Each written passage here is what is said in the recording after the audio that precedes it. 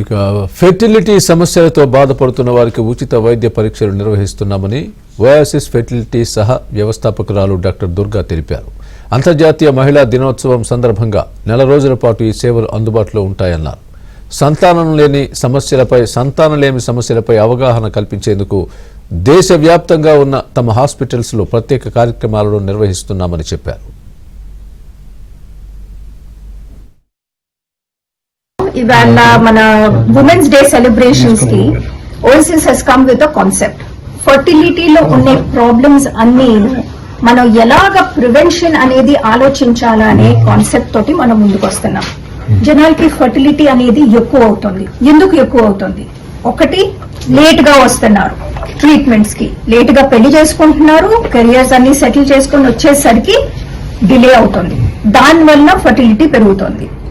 రెండు most important ఏంటి అంటే అందరికీ రీప్రొడక్షన్ లోనే ఉండే ఆల్ ఆస్పెక్ట్స్ అనేది దానికి అవేర్నెస్ లేదు.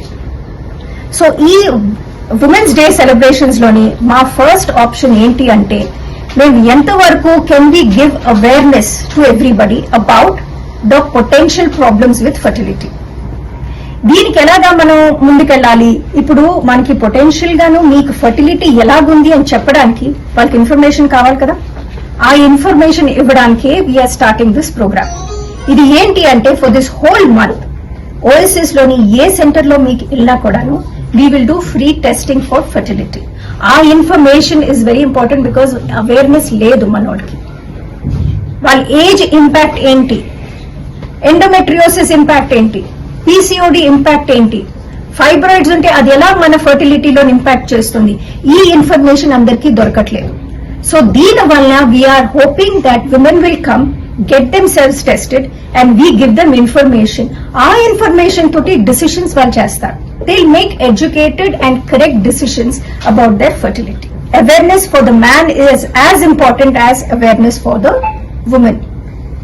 సో దీంతో అట్లీస్ట్ ఒక స్టెప్ ముందుకేస్తారు. కపుల్ అట్లీస్ట్ ఒక స్టెప్ ముందుకు వచ్చి టెస్టులు చేసుకుంటే at least they will know what the problem is and then they can make the right decisions to have a family. మీరు ఎంతమంది వస్తే అంతమంది we'll be able to service. We have 32 centers in the country.